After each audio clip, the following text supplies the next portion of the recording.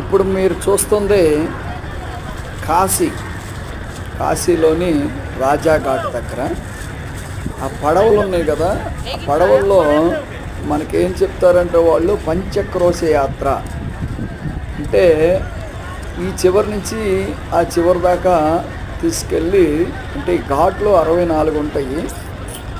ఈ ఘాట్లన్నిటిలో తిప్పి అక్కడ మనకి గంగానదిలో పడవల యాత్ర చేపిస్తారు.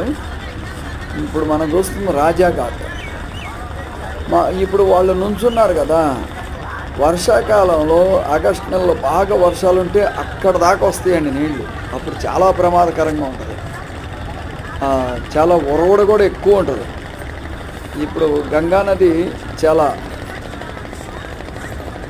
చక్కగా అంటే ప్రశాంతంగా ఉంది. నీళ్లు మనకి భక్తులకి స్నానం చేయడానికి